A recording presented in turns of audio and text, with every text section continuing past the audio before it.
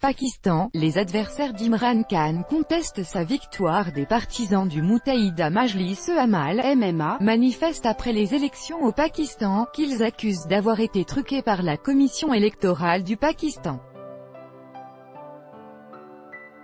Reuters, Faya Aziz. Le ton se durcit au Pakistan après la victoire annoncée de l'ancien champion de cricket Imran Khan.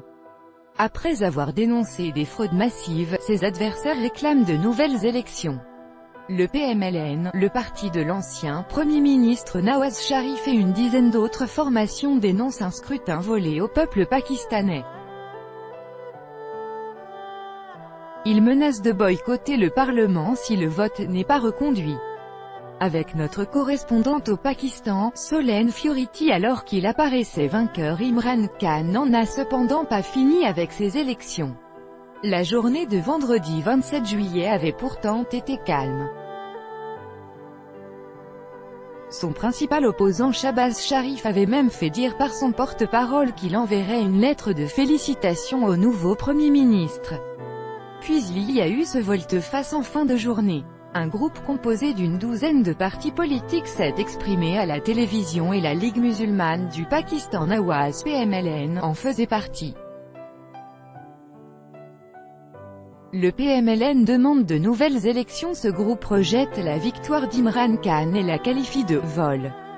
Il considère qu'on lui a volé son scrutin. Il a d'ailleurs entamé son discours par cette phrase. Ils ont dit qu'ils allaient lancer un grand mouvement pour de nouvelles élections, un mouvement qu'ils comptent avancer dans la rue et en multipliant les manifestations. Ce groupe est essentiellement composé, pour l'instant, de groupes religieux. Plusieurs d'entre eux sont enracinés dans la province de Khyber Pakhtunkhwa, qui est le bastion du parti d'Imran Khan et d'ailleurs la région dans laquelle il a réalisé ses meilleurs résultats aux législatives.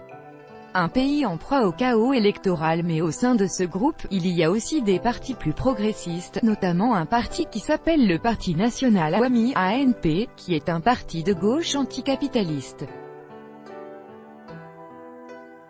C'est un groupe qui est très hétéroclite. La troisième force politique du pays, le Parti du peuple du Pakistan (PPP) de Bilawal Bhutto, est cependant resté en retrait. Il n'y a pas eu de problème majeur le jour du scrutin lui-même.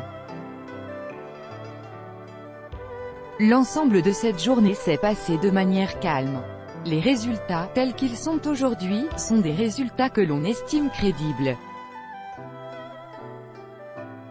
Jean-François Cotin, ambassadeur de l'UE au Pakistan 28/7/2018 par Vincent Souriau. Et écoutez, même si Shahbaz Sharif a fait savoir qu'il voulait consulter son plan demain avant de se positionner, tout ralliement à ce mouvement serait une catastrophe.